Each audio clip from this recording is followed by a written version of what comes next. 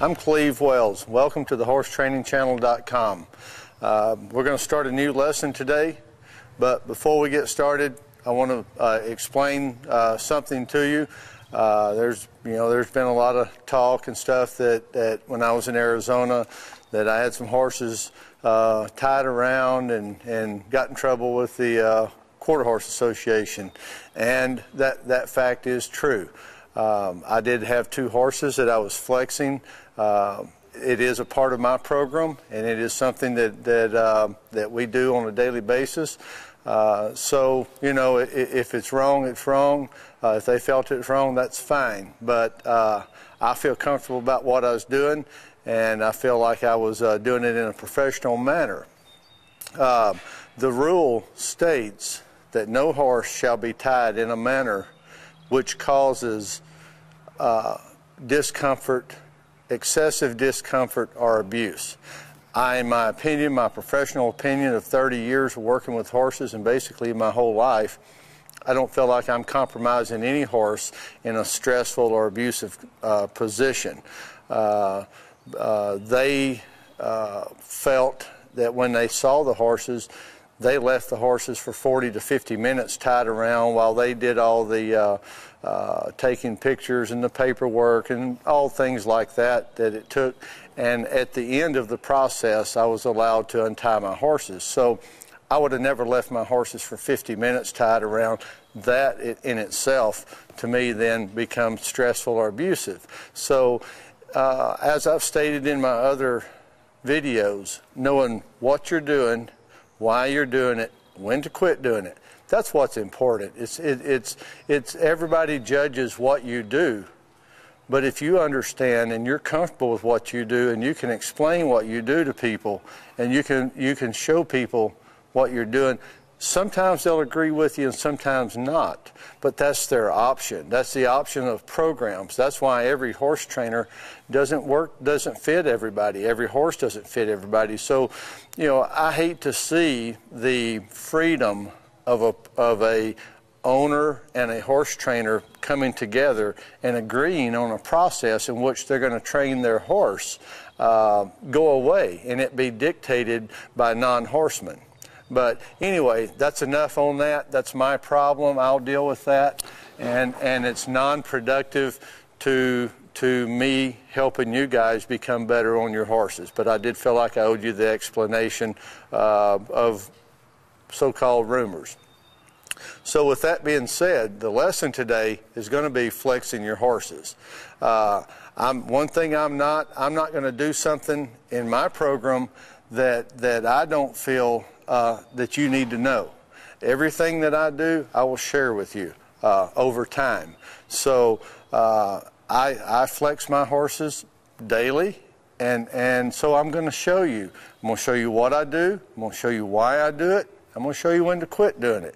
Then you decide yourself if it's something that you would like to implicate into your program or not. That's your decision to build your program. When I flex a horse, there are several things that I'm trying to do, and the main thing is I don't flex horses in snaffles and bridles. I want a horse's mouth to belong to my hands. I don't want the horse's mouth to numb up from being pulled with a bit. I don't want a horse's mouth to even be hurt. I don't want the bars of the horse's mouth to be bruised from flexing or anything. So I don't flex in snaffles or bridles. I hate to say the word never, because I may jump off of a horse right quick and run to the barn for something, and I might tie this horse around a little bit if there's other horses out here. So the word never, I don't like to use, but let me tell you, it would be a very, very rare occasion to ever see a horse of mine tied around from a snaffle or bridle. But with that being said, I'm going to use this flat halter. We don't use rope halters. I don't like to use the rope halters at all because they're too thin. They cut into the horses, and that's not what we're trying to do. We don't want these horses to be hurt. We want to flex them, okay? So when I flex a horse, I don't tie right here to the girt, because all you're doing is you're going to flex from where you tie to where the rope ends. So all I'm doing is turning this horse's, I'm just turning his neck. And I don't really want to do that. I try to go back to the back D, or sometimes I'll go up here to the saddle and tie this horse around. Now, there's two reasons that I'll flex a horse. I'll take this horse, as you can see, he submits right there. And I may even take him, what I'll do is see, I allow him to submit himself. He turned around there and gave me his head. And then I'll take just a little bit more. And then I'll take 2 half hitches on the saddle horn, okay? Now with this, I want to teach a horse, there are going to be exercises that we're going to use that I want to pick this horse up on the inside, and I want him to move. I'm going to pick him up on the left side, and I want him to move to the right, okay? And if I try to teach everything from the back of a horse, it gets very, very difficult. There are some things that this horse can figure out on his own. That if I flex this horse and turn him loose out here in this arena, let him move around and play, I'm going to turn this horse loose in just a second, and you'll watch him. He'll run off and play, and he'll learn to move himself in his own time, in his own way, instead of me being such a control freak and dictating the way to move around. So I'm going to get out of this horse's way, and I'll just show you right there. See, this horse can walk around. He's going to go back to the entry gate of the arena. But see how he leads with that right shoulder? He's learning to lead with his right shoulder. So when I come in and tap with my left foot, he's going to learn to move to the outside. You watch this horse walk around, he's going to learn to take that right shoulder and move to the outside. He's going to learn on his own to bend his rib cage. This horse is going to learn to take care of himself and flex himself, and he's going to figure out, because he will figure out how to use his body and how to move his rib cage around. And the best way for him to flex and bend and round to the contour of the circle. See, this horse is not ducking and diving. He can play, running around there. There he wakes up just a little bit. Whoa, he may get a little too close to the camera. But see, a lot of times we'll just let him run around like that, hang around out here a little bit. Now, not a long time, not a long time. See how he put slack in the rope right there? Whoa. There, see, he's got slack in the rope. The horses learn to give. Also, on your older horses, it's just, this horse doesn't need to be ridden every day. He doesn't need to be ridden, but he does need to be pliable. Let me tell you, I don't mind telling on myself. I am a select horse trainer, and believe me, stretching your muscles is very important. This horse may not need to be rode every day, but I can bring him out here and flex him to the left, flex him to the right, let him hang out here with us and play 15, 20 minutes. Now I may go back 15, 20 minutes to the right. I may swap him back a few times. I'm not trying to create any discipline. It's not discipline. It's flexing and teaching this horse to stretch and move those shoulders and stretch that right shoulder and move like this, you know, move around the arena. And when that horse moves with his right shoulder out, he's going to step with his left rear, because the trot's a 2-beat gait. Them horses aren't just going to run around here and lope. They're going to do a lot of trotting. They're going to stretch right, left to right, and stretch through. That's what you're going to want when you ride that horse and you start using your legs. He cannot perform the maneuvers if his body is not pliable enough to perform them. What he's going to do is he's going to take little short steps, and he's going to take little short choppy steps, and he's going to step all over his feet and stuff. So there are some things that if you'll get out of your horse's way, like flexing, that your horse can figure out on his own. Now, sometimes, how many times has somebody ever pulled a horse's head to the left? And this is a rare occasion, but sometimes you pull a horse's head to the left, let's say, and that horse keeps running to the right. And that's kind of scary, especially on some of your young colts, when you're riding your young colts. Now, I pull their head. Part of the process is teaching that horse to follow his head, follow your nose, follow the nose. That's a process in which you want to teach the horses, okay? So I've kind of jumped now from older horses staying pliable. It's a good regiment, just like, you know, when you gird a horse up and you pick their front legs up and you stretch them, you bend them, there's a lot of exercises. A lot of times chiropractors, you know, they'll have you run something down a horse's hip and really kind of crack his back. There's some things that we do that are an asset that if someone walks up on it, they don't understand what you're doing, why you're doing it, and they don't know when you're going to quit doing it because they don't give you the opportunity to explain yourself. They immediately pass judgment on the process as a negative. And if they had any education at all in equine knowledge, or if they would ask questions, then you could defuse the situation because they would see that you're in total control of the environment, your horse, and you understand what you're doing and why you're doing it. It's part of your program that you believe in, part of the program that the owner of the horse and the customer believes in, because you're not hiding anything. But let's get on to the colt. If I had a young colt and I was pulling his head and he's running around the arena, I have too much outside and not enough inside. Now I will come around and I will tie that colt. See, this horse flexes a little bit tighter, a little bit.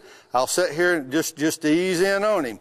What I want to do is I want to teach this horse to bring this right shoulder around. And I want him to learn that on his own because if he's running around and running that right shoulder out and I'm kicking and pulling on his mouth and kicking, what's harder? What's harder? It's your opinion. This is my opinion. I would rather come right here, tighten this horse up a little bit, take 2 half hitches up here. Now,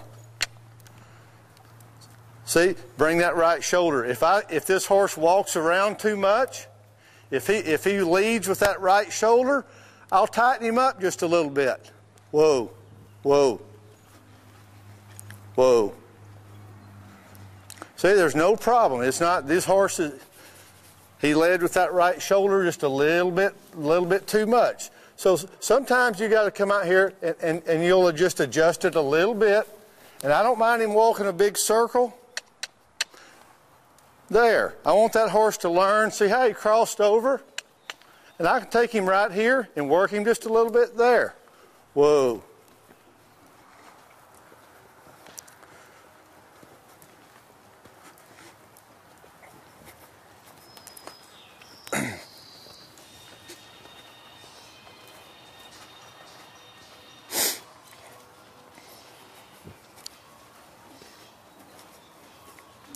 All right, I'm going to bring him back over to the center.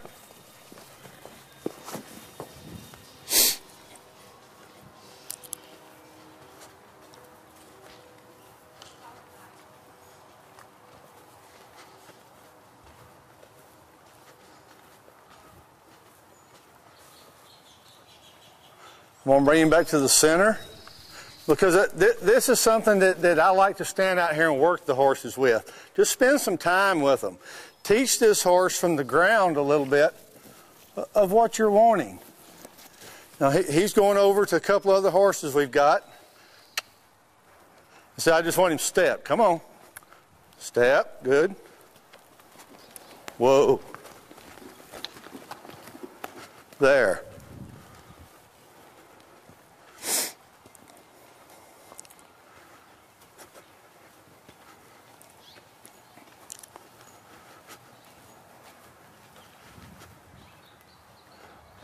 So all I want him to do is turn around a little bit.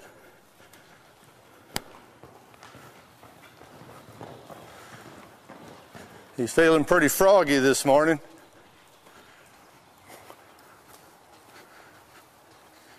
And I'll tell you what I'm going to do. I'm going to work him over here a little bit. If this is where he wants to be, I want to try to accomplish what I want to accomplish. I'm not trying to get him to be, whoa, whoa. I'm not trying to get him to be any place in the arena. What I want him to do, I want him to take that right front, cross over. Good, right there. If we want to do it in this corner right here, that's fine. Whoa. Good. Right there. That's what I want. Whoa. Right there. That's what I want from flexing. Cluck. Look at him step across clean up front. There we go. And you sit here and play with your horses. Step, lead with that left foot, right foot. There we go. All right, we'll turn again. Lead with step with the left, right. Left, right, good. Whoa. All right, so I hope you get the idea of what flexing is. It's not something, it's not a punishment. I don't use it for a punishment. My horses are trained and my horses are ready to show. I don't want to show a tired horse. I don't want to show a lethargic horse. Anybody that has watched me show over the last 20 or 30 years, you have never seen me on a horse hanging his head, his ears flopped out, looking lethargic or tired, like he's been browbeat or beat down in order to perform. Anybody that has watched me in the show pen for 30 years has seen my horses have a very desirable, bright-eyed, bright-eared look. Because one of my pet peeves is no horse is going to be a winner that doesn't use his ears. I don't care how good a horse trots and lopes and how fancy all that stuff is. He's not going to win if he doesn't look through that bridle like that and use his ears and have the expression like this horse. So I'm not going to beat my horses down and take the expression out of them in order to get trot and lope, you know, and all this stuff that people talk about. I have a very nice selection of horses, you know, as good as anybody, but I'm very proud of my horses and I'm proud of my program, and I'm very proud to be able to share it with you. All parts of it, though. I'm not going to, like I said, I'm not going to be a hypocrite and not show you things that I do because I don't feel that you need to know them. I'm going to show you what I do. You decide yourself if you want to use that. But, you know, I always tell a lot of people get the pleasure part or the Western part. They teach their horses to put their heads down, walk, trot, lope, move their hip over, canted, and all that stuff. A lot of people do that. One of the most difficult parts to get is the pleasure, Western pleasure. And a lot of times people come up and ask me, why am I not winning? You know, I'm having good rides. And I said, if you'll video yourself, you're getting the Western. You're a good trainer. You're getting the Western. But you don't have the pleasure. You don't have that look through the bridle, the ears, the horse looking like it's a very pleasurable moment. Now, it may not suit everybody, but when this horse has expression and he's looking through the bridle and he's using his ears and his eye looks good and it's bright and the horse is in the pen doing his job, you may or may not like that individual. You may not like his top line. You may not like his movement. But that horse is not going to look bright and throw his ears up and look through that bridle happy unless he's really, truly bright and happy. A horse doesn't fake that. A horse does not fake this. So we don't control a horse's mouth. We don't control his ears, and we don't control the blinking or his eyes. So anything you see in a horse up here is his own thought process. If he's nervous, if he's scared, if he doesn't understand, sometimes you see it up here. Always look at a horse's eye. You know, if it's swelled up, he may be doing his job, but he may have that look up here in his face is, I don't like it. I'm doing it, but I don't like it. I'm doing it, but I don't understand. I'm doing it, but I'm scared to death. You can read a horse from here forward as to what your program does from here back a lot of times. So it's very important. That's horsemanship. That's horseman. That's the horseman part. So I wanted to show you why I flex, what I expect from it, a couple of small things, and when it's done, quit.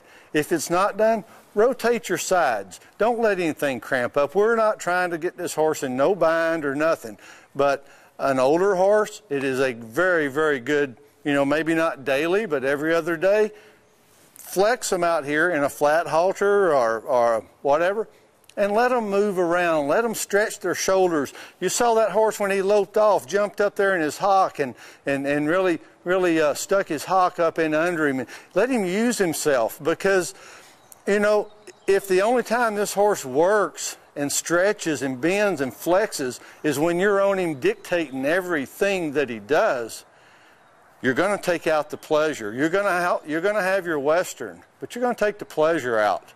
You know, give this horse some freedom to move around and stretch and figure out things in his own body in his own way. I've always said, if you see a horse trainer that every horse looks exactly the same, they're dictating too much from the horse in their program. I hope that you could look back on some of the horses that I rode, and you would say some of them I liked, some of them I didn't like that Cleve rode. Some of them were better movers, some of them had better top lines. You know what? Because I hope that I allow the individual that I ride to express himself in his own way, in his own manner. Every horse has a style. Every horse, and they should have that freedom to have that style. Every horse has his own headset. Every horse has his own way of self-carriage. I try to allow that to be exposed in the arena. Therefore, if I'm riding a stallion or something and you like him, what you see, it's real. It's not a man-made horse, because you're not going to get man-made babies then. It's a real horse doing his real job. My job is to teach a very talented horse. Take a horse that's very talented. That's show quality. That's what a show horse is. It's an above average horse that has above average ability. And I allow that horse to express himself, but my job is to teach the manners of the event to the horse. I teach the manners, and I try to make that horse the best he can be. So that's what the flexing is for. I kind of got off on a couple other things, but I just wanted to show you. I don't ever hook underneath here. I hook to the side to get a solid pull on the side right here. You know, and that's pretty much how simple it is. If I'm flexing in a stall, and we do flex in a stall sometimes, I'm basically just getting the horse to bend his rib cage, to bend right in here, just to bend and like come around and give his head, and then he can take it back. But with that flat halter, that horse doesn't mind leaning a little bit. Then you'll see him kind of stand up there and give a little bit, work himself, and then he may lean back on the halter a little bit, and you'll watch him move. So the horse can come in and out, and in and out of the flex on his own when he's in the stall. You know, 10, 15 minutes, hey, be done. But it's, to me, it saves that horse when you go out and ride him, and he's been standing there and he's cold and he's stiff, and especially a horse that's got a little bit of age to him, and you walk out of the stall, what's the first thing we do? We start our calisthenic flexing exercises. Well, why not have a little pre-run right there, just a little bit of pre-exercise before you start your horse? That's just my opinion, and I want to share it with you. So I hope some of this helped you out. I hope, you know, people say, you know, I don't like horses being tied around. I don't like them tied around. Well, I don't just tie horses around. I flex my horses. I have a reason. There's a reason of what I'm doing, why I'm doing it, when to quit doing it. If you don't understand that, in any exercise, if you don't understand those three things, you really probably shouldn't be doing it. You should get more education, because it's very difficult, and then where people get in trouble is when they try to teach what they don't know and what they don't understand. They see someone doing something and they try to do it. And how would you like to be the student of a teacher that doesn't really know what they're teaching? They're experimenting with you. You're an experimental student. That's not what we're here for. And that's why we have the horse training channel, is to help you so you don't have to experiment with your horse, that you can think about what I'm telling you.